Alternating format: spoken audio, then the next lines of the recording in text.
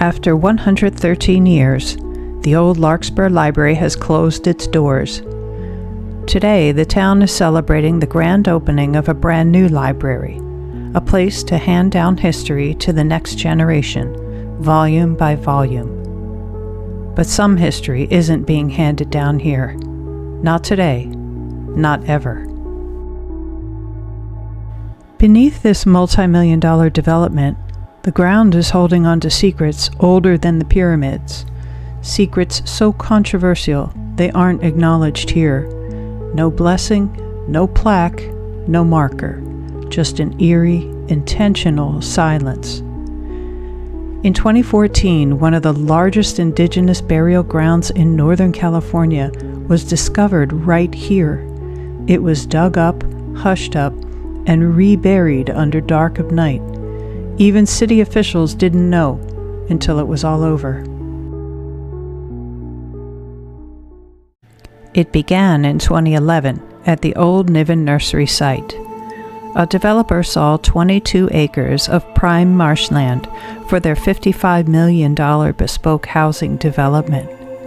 It was long known that Coast Miwok shell mounds, or refuse piles, had existed here, but they assumed the Rose Nursery had leveled them decades ago.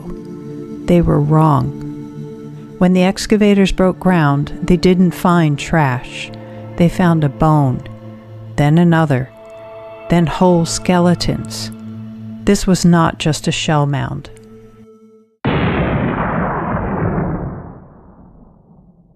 This was the grandfather Midden, a prehistoric metropolis dating back to 2500 BC, older than King Tut's tomb, untouched for 4,500 years until now.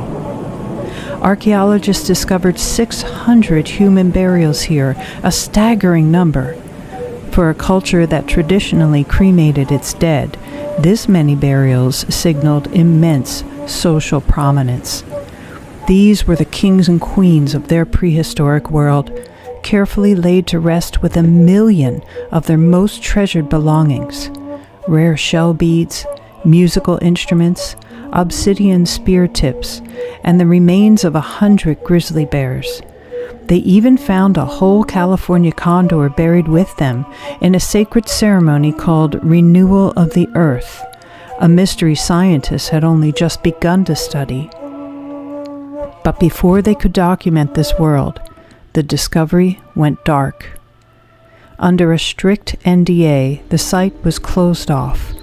No samples or even photos were allowed. Scientists were ordered to return everything at once.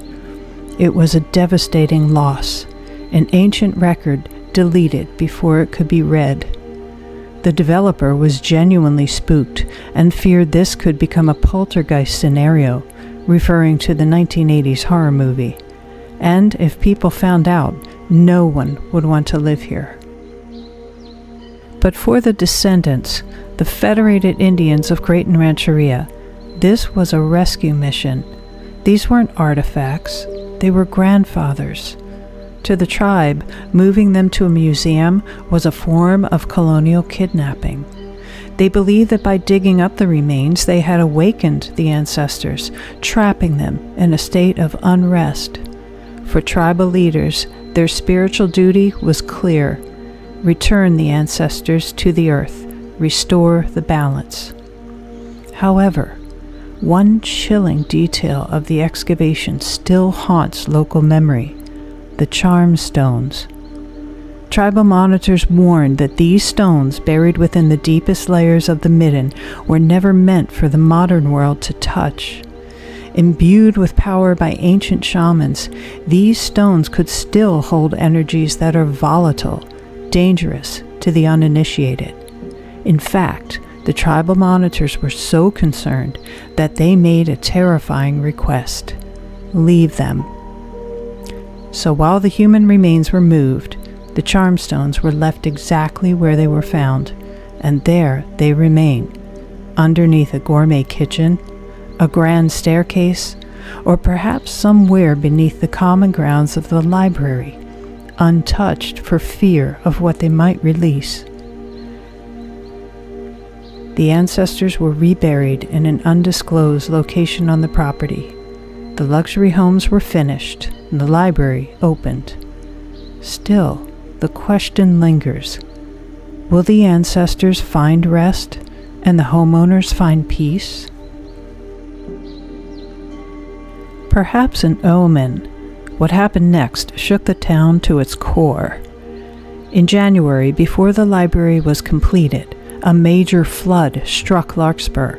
A combination of unusually heavy rains on top of 100-year king tide overwhelmed the creeks and lagoons.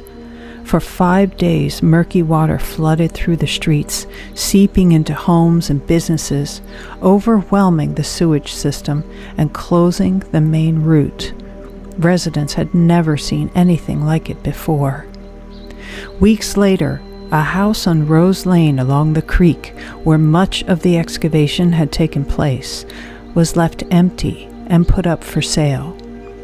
This house, number 66, stares out over the natural buffer zone, an area created by the developer as a setback to the property and a buffer to the watershed, a place that was capped off, fenced in, and closed to the public by city ordinance, ensuring that nothing can ever be dug up or built here again.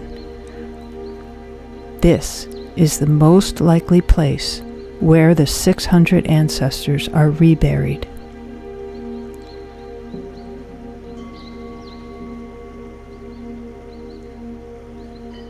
Could the ancient blessing for the renewal of the earth been broken, and the earth ultimately reject this intrusion?